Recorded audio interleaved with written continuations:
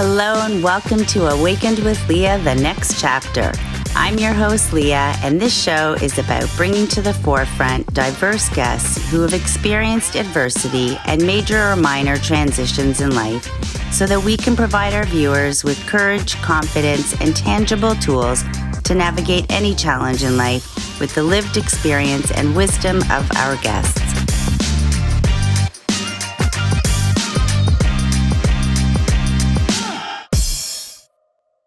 Hello and welcome to Awakened with Lea, the next chapter. I'm your host, Lea, and I am honored to bring Kyla Mitsunaga to our show today. Hello and welcome. Hi, thank you so much for having me. My pleasure.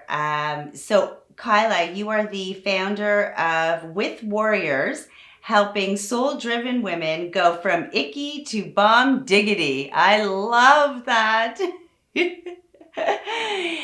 Kyla, I honor you for being here and for your vulnerability to share your experiences with us in hopes to bring support to many others. So thank you.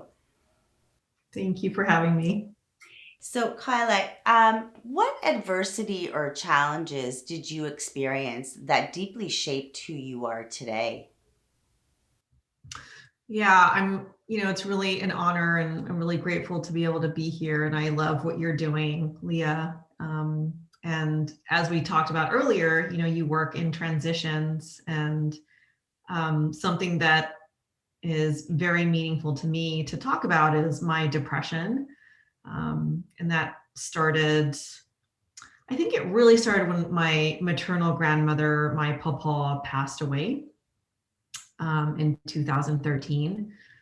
And then my mom got really depressed and subsequently was diagnosed with early onset dementia. And then after her diagnosis, was really depressed. And there were layers of irony because I was calling myself a global happiness coach and speaker and trainer at that point in my career. I had created and founded the Happiness Workshop, which I started in Mexico and I brought to 16 countries across 3 continents. And I knew all this research on science of happiness, neuroscience, positive psychology, you name it, I knew it, but I couldn't make myself happy. And so what I ended up doing was I ended up taking the year of 2017 off and in. I did a bunch of, in hindsight, I did a bunch of like really cool things that I had like always wanted to do. I wrote my first book, this With versus At book. And I started a pop-up cafe serving no salt and no sugar dishes and desserts in my apartment and a bunch of other things, which I won't bore you. But the best thing that I did for myself in hindsight was I ended the year in Bali on a women's surf and yoga retreat. And I happened to meet an energy healer from Hungary. And she was on retreat as like an add-on, like a tarot card reader add-on. And before the retreat, I hadn't done anything spiritual. I had never had my tarot cards read, but all the other women were doing it. So I was like, it was a little bit of like peer pressure. So I was like, oh, I'll do it. I don't know really what it is. So I ended up getting my tarot cards read. And I was really taken by this woman because if you've ever had your tarot cards read, like they use the cards to kind of talk about what will happen to you and stuff like that. But it was clear to me, even though I knew nothing about anything spiritual at that point, that this woman did not need the tarot cards. And she knew all the stuff about me and there was no way that she could have known. And I just happened to tell her about these nightmares that I was having. And she was like, oh, have you tried theta healing? Do you know about theta healing? And I'm like, no, because I don't really know anything about anything of spiritual or energy healing. And then she kind of was like, yeah, I think that this could really help you. with your nightmares. And so I invited her to my hotel room um, in Bali, and because I ended up staying another week after the retreat. And she came and she did this one-on-one session, and I was totally taken and didn't have nightmares again after that. And ended up working with her. Actually, and I still work with her for monthly maintenance, but I ended up working with her weekly for almost 2 years, and then started building out my own medium and psychic abilities because my mind was just becoming so clear. And ended up getting certified, and getting certified to train others as well. And it's been so transformative for my life and my own business. And now I get to work with clients too and be on the other side. So that's my story. Thank you for listening. What a journey. And I want to point out that none of that would be possible if you didn't give yourself the permission in 2017 to look within and to start that journey of healing. Yeah, that's a great point. Yeah, and so how powerful it is to give ourselves that permission and to allow ourselves to be guided by our inner being and follow that guidance, and it allowed you to reach such a healing space by the sounds of it. Yeah, totally. I mean, it was really, one of those things that I look back and I think maybe it was also the divine timing, right? I mean, I was also just so desperate to heal myself, without antidepressants and without any kind of medication or, alcohol or drugs. And,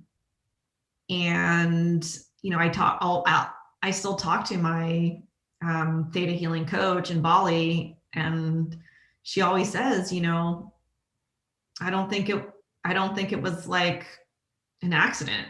I think Yes, it absolutely. was very purposeful. But going back to what you were saying, I also had to, um, I had to have been open and giving myself permission to seek out that healing and to seek out alternative modalities. And I've since tried probably like 20 different kinds. And I want to point out that it's very common that we reach a point of disparity, or some will phrase it as hitting rock bottom, before we allow, you know, different modalities like you said that you went through, or just allowing ourselves to try different things to be able to heal. Um, and I want to give our viewers permission to say it's okay. From our adversity, we actually learn a lot about ourselves, what we want and what we don't want, and it's common to hit rock bottom, to be able to be ready to surrender, and to be able to say, okay, you know what, I'm willing to do what I need to do. And if that is not doing anything and just being, until we get these intuitive hits of where we should go forward, then that's okay. That's okay.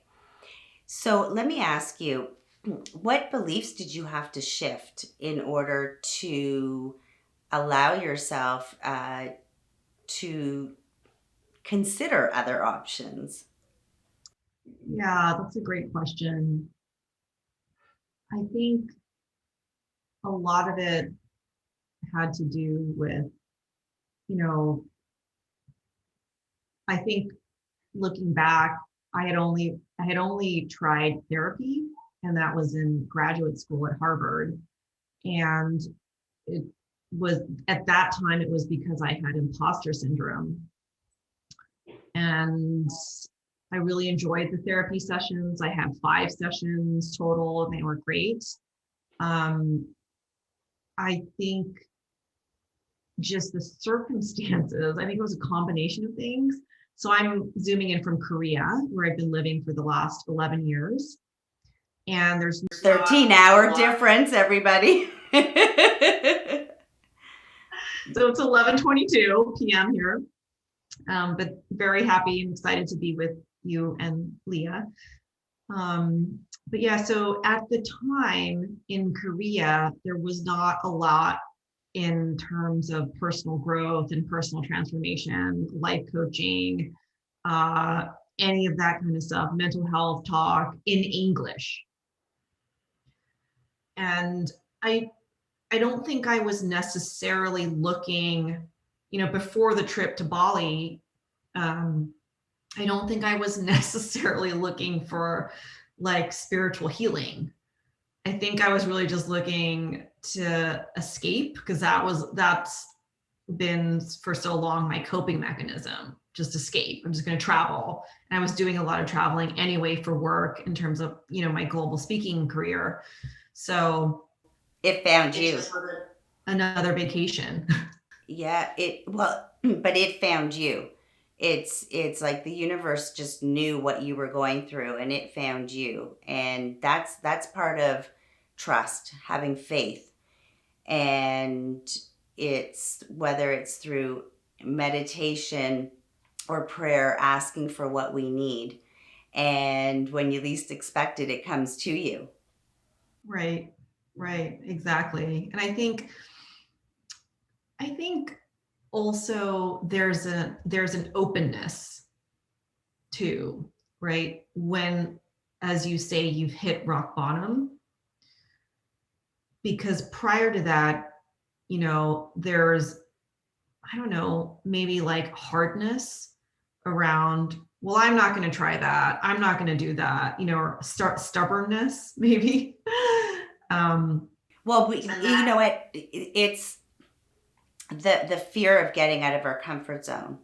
So there's a lot of resistance, and so we say we're not going to try this, we're not going to try that, because the unknown is scary.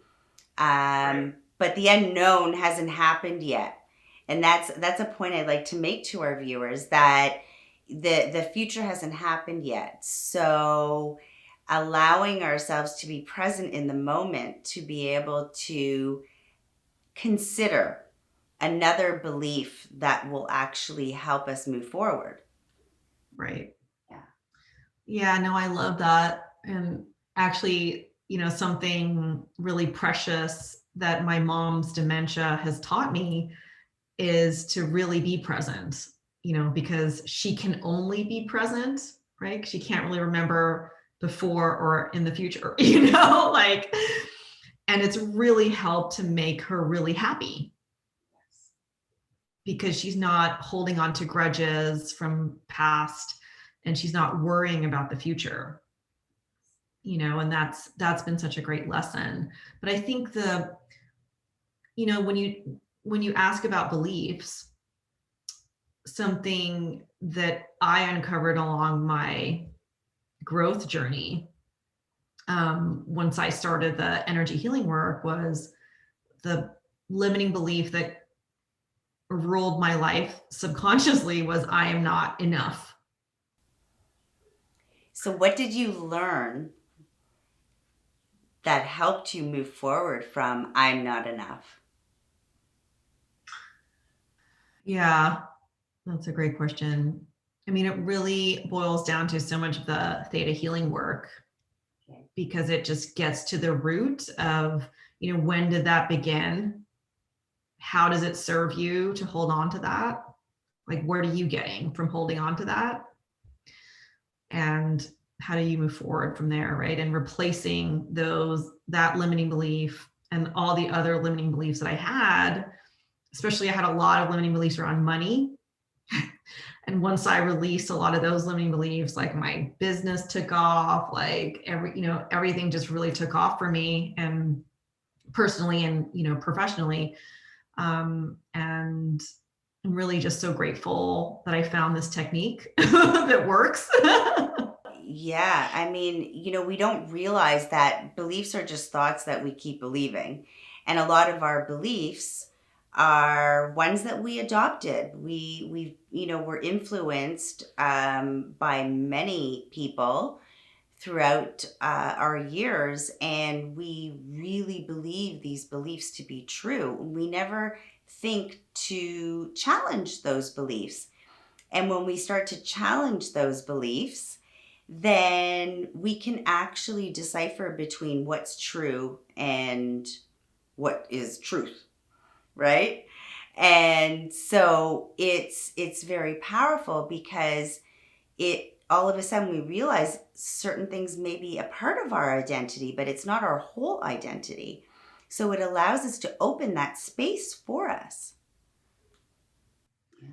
Yeah, no, I love that. I like how you say it's true. It may or may not be true and it's not our truth, but also I would piggyback on that. When I do this workshop on fear, and I often ask people, is it yours? Oh, very good question. Same with the limiting beliefs, right? Is it yours? Wow. And like you said, it most probably wasn't, and you inherited it at some point, mom, dad, grandma, grandpa, whatever family system you were born into. And because we don't do this work at school, we're not taught like how to deal with fear, how to deal with limiting beliefs, right? Are they yours? Right? We kind of just go on with our lives and just very wobbly. It's kind of like a ladder, and if you're trying to climb the ladder and somebody's like shaking the ladder, right? You're not going to get as far as you would want to go, right? You're going to be like, well, yeah, because we think it's the norm, and so we don't challenge it. So we're just going to be staying exactly where we're at, and we can't change what we don't know. So as part of, coaches, we create that awareness for people so that they can start to move into living the way they want to, not being held back by those beliefs. And just to piggyback on what you said about fear, I always say it's not fear that holds us back. It's the belief that what we fear is bad that holds us back. And for myself, even when I first heard that concept, I'm like, wow, that is so true. And again, from what I said, like the past is the past, the future hasn't happened yet. So let's focus, in the moment and understanding does that fear belong to us? That's huge. Yeah. Yeah. And there's so much that points, right? Like we can look at neuroscience, we can look at how, we were hunters and gatherers and fear was there, our ARS, was there to protect us, da, da, da, da, da.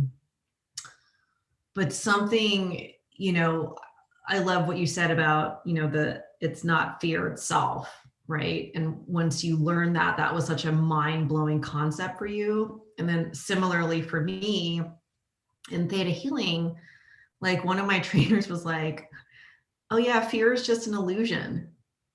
And I was like, what? So I had to literally, Leah, I literally had to take a weekend to like wrap my head around that, right? Like control is an illusion as well, right? So all of these things that I'll just speak for myself, that I had spent 38 years of my life being beholden to, right? And paralyzed by, and, I'm also a former people pleaser, right? So just stamping out my own voice and saying what I thought other people would want to hear. All that just totally blew my mind. And I was like, okay, so there's freedom now, like there's real freedom. And, I found when we are not judging things as good or bad, right or wrong, it allows us to see what is, as opposed to what our belief or perception is about it. And it's very helpful to recognize that, because typically the first thing we do is we judge things as good as bad. If we just, become an observer of our thoughts and not connect, any attachment to that, then it leaves the space to really look at, okay, what am I feeling? What are my thoughts around that? And it also gives you the time to pause before we start reacting to situations and circumstances and people. And it gives us the opportunity to respond. And at first it takes practice, but as we practice it, it becomes second nature. Yeah. So I just want to ask you another question. How did acceptance play a part in your healing? Yeah, I love that question. So I came up with something I call the triple A method. And it kind of loops back to everything we're saying, right? Like when you bottom out, that's when you discover your true self. So my bottom was when I was swimming. I love swimming. I start my days swimming. And I was in the pool and I was crying and swimming at the same time. And I didn't think that that was possible up until that point in my life. I was like, this is actually possible. It's happening. And, so interesting. I talk about this in my second book. But,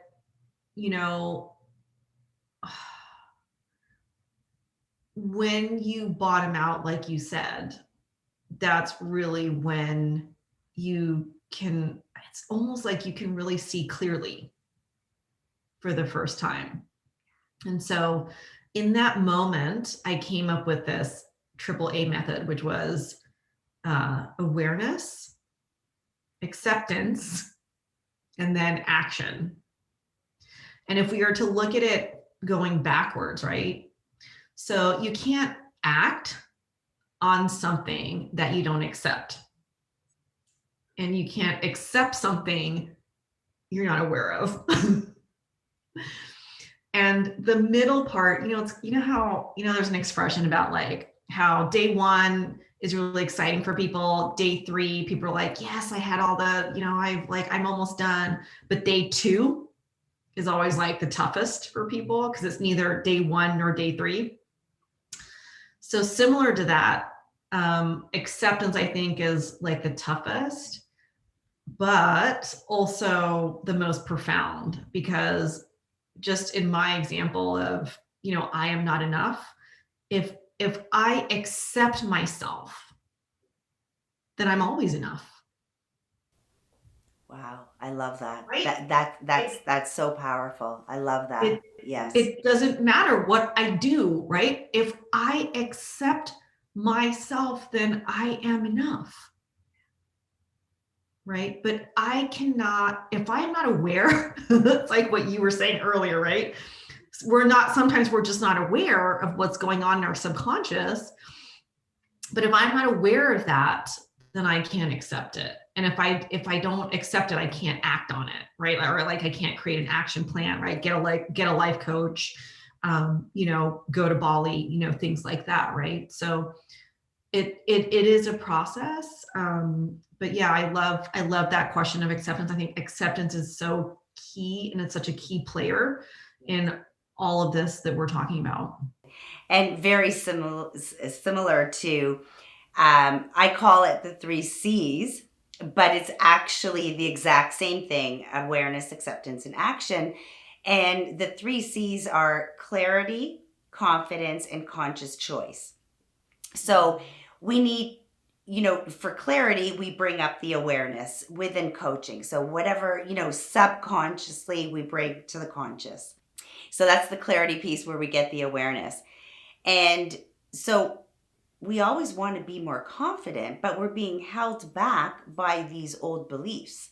So we have these beliefs and we have made up stories. So when we get rid of all those stories we've been telling ourselves for years, we slowly gain the confidence to believe other things.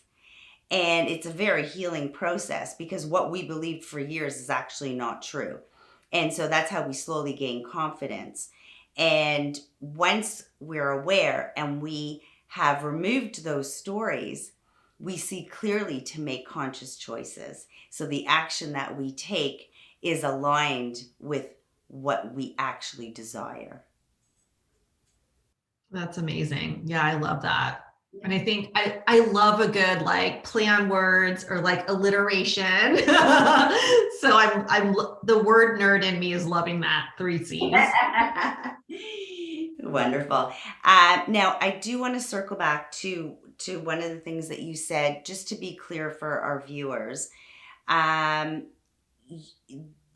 Getting help through a medical doctor to clear you that you don't need to be on medication for depression is the first and foremost important thing to do, because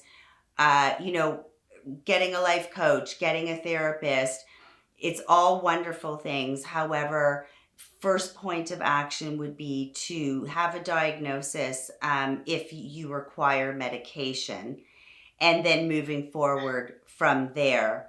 And I just wanted to make that clear because we are all unique. We're all different. What works for one may not necessarily work for another. So I just wanted to make that clear that if you're feeling depressed, then to please go see a medical doctor first, and then you'll understand exactly from there what you can do. So I just wanted to point that out.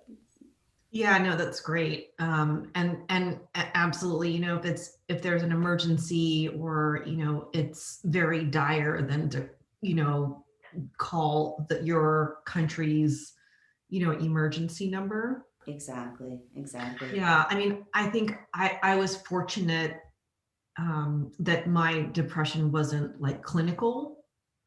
And, in that sense. But yeah, I absolutely agree. If it is clinical and, if it is in a point where, absolutely seek help from a medical professional. Yes. Thank you. So our time together is almost over. Can you leave us with the most significant lesson that you learned, and what is the message that you can share with all of us? So many, but I think I'll leave. I will hold this space for you to share as many as you feel that you can. Thank you. Oh, thank you. No, I was kidding. But thank you for holding such a wonderful space for the entire interview. Yeah, I think I'll leave everyone with my quote that I share, which is, be with yourself as much as possible. Only then can you truly be with others. And the with is like capital. That's my whole thing. I love a play on words. That's the title of my first book, With and Not At. And the with is very much like a two-way, right? Two-way communication, two-way everything. And at is very one way. And I see at, like violence, right? Violence is very at, racism is very at. When we judge people, like what you were talking about. And I think that when we can be with ourselves, like truly, right? Not with your phone, not distracted, not looking around, not multitasking 8 million things, but when we can truly be with ourselves, especially in the day and age that we live, then we can truly be with others, not the other way around, right? And I think that one of the beautiful silver linings, not for all, but for some of us, who have the privilege to work from home, and you've been able to film your incredible podcast, that we were talking about earlier. those of us who are privileged to be able to work from home and we have working internet and things like that, and we're able to do that, is that we're able to go inward, right? Because we can't really go outside, so we can go inward and learn about ourselves, right? Because we spend so much time at school learning about other things other than ourselves, right? I mean, there's probably like 50, if you go to high school, it's like, 14, 15 years. And what percentage of that time have you really spent truly understanding who you are, what makes you tick? Are those limiting beliefs yours? What is fear? What is control? What does self-acceptance feel like? Right? And honestly, I think that if we all did that, humanity would shift. Right? If we all started being with ourselves more, we would see less violence. We would see, more kindness, more compassion. And these are things that we really, truly need in the world. I mean, we've always needed them, but now more than ever, I think we really need them. And there's a lot of healing that needs to take place. Kyla, that is such a powerful, powerful message. And it's exciting to know that when we spend time with ourselves, we get to actually know ourselves better. And when we get to know ourselves better, magic happens. Yeah. And yeah, absolutely. And I always say that when we are in the right relationship with ourselves, that plays out in all of our relationships. So thank you for that powerful, powerful message. And thank you so much for being here and for being so open and sharing all of your wonderful, wonderful tidbits with us. And I look forward to having you on the show again. Oh, it was my pleasure. And thank you so much for having me. And thank you so much for holding space. Thank you. Thank you. And to all my viewers, thank you so much for allowing us to share your space with you. And we shall see you next time. Thank you.